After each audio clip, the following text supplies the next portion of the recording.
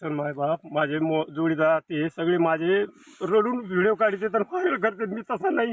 माझे खरोखर मला तून इथं उत्पन्न झालेलं आहे. सगळं पीक जळून गेलंय. कुणी येतो शूटिंग काढ म्हणतं. तुला काय झालं हवं तुम्ही हे दाखवला पीक दाखवला का माझी शूटिंग दाखवता तुम्ही. माझी शूटिंग दाखवला का एकरी 10,000 रुपये खर्च झाला. मला तेवढा 10,000 रुपये खर्च द्या आणि बाकी मला शास नको काय नको. कोणी तपासणी करायला आलं का? तपासणी करायला साहेब लोक आले. ते म्हणले तुमचा व्हिडिओ व्हायरल होऊन द्या. आम्ही काय पिक्चर काढून राहिलो का व्हायरल व्हायला. आमचं व्यथा कशी काढणार. आम्ही काय पिक्चर काढून राहिलो का व्हायरल करा. शूटिंग व्हायला आणा मोबाईल मध्ये काढा. हे करणारा शेतकरी नाही. शेतकरी खानदान आहे. शासन हे झालेलं आहे. हे करा. आम्हाला उत्पन्न काय झालं त्याचा सारांश करा. हे पीक पहा त्याचा खर्च द्या आम्हाला. आम्ही असे शूटिंग काढणार व्हायरल करणार शेतकरी नसतो.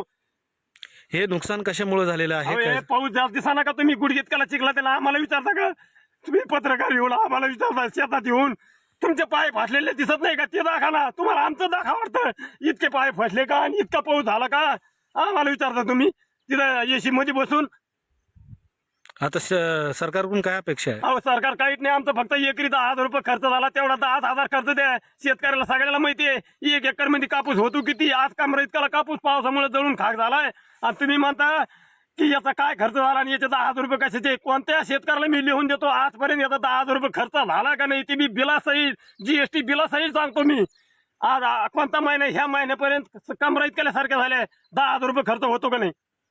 आणि काय सांगायचं तुम्हाला पत्रकार तुम्हाला माहित नसेल याला काय करणार. शेतकऱ्याला सगळं माहिती आहे 10,000 रुपये खर्च ह्या महिन्यापर्यंत होतो का नाही.